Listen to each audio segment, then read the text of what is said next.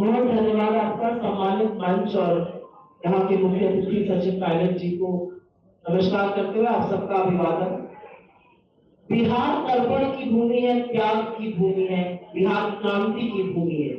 बिहार वो भूमि है जिसने गांधी को महात्मा के पथ पर चलाने का पहला काम किया और बिहार के युवा ने जब जब मन बनाया है तब तब इस देश में क्रांति आई है, तब तक बिहार की राजनीति ने करवट बदली। असलियत यह है कि बिहार की 13 करोड़ से ऊपर जनता में करीब 8 करोड़ वो लोग हैं जो 25 वर्ष से आयु में कम है। 8 करोड़ लोगों के बारे में बिहार में 20 साल से मुख्यमंत्री रहे नीतीश कुमार जी, जो तथाकथित डबल इंजन की सरकार चल रही है,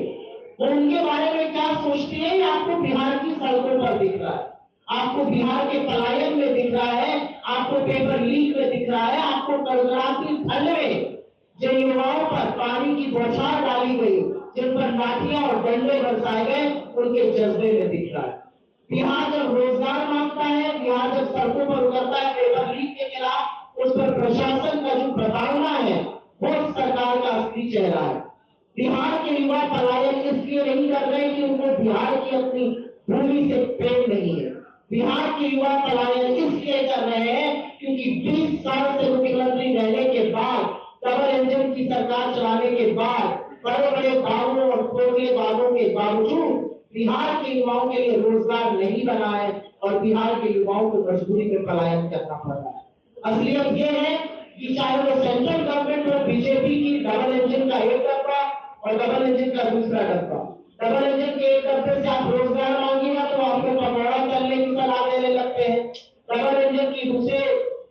डिब्बे से रोजगार मांगिएगा तो आप पर लाठियां बरसाने लगते हैं और इसी के चलते बिहार का युवा आज पलायन कर रहा है। लेकिन अगर बिहार का विकास होना है, अगर बिहार को इस देश की अग्रिम पंक्ति में खड़े रहना है, तो बिहार अपनी 60% आबादी को नकार कर, उनको भूलकर, उनका भविष्य बिना उज्जवल किए आगे नहीं बढ़ सकता है। और इसीलिए जो कांग्रेस की यात्रा थी, जो एनएसयूआई और युवा कांग्रेस ने मिलकर यात्रा करी, जिस पर कन्हैया कुमार जी चले, जिसका पूरा सहयोग कांग्रेस पार्टी ने यहाँ पर हमारे अध्यक्ष जी, हमारे सीएलपी, हमारे जुझारू दोनों नेता युवा और एनएसयूआई के नेताओं ने दिया, ये बहुत कारगर साबित होगी क्योंकि इस यात्रा ने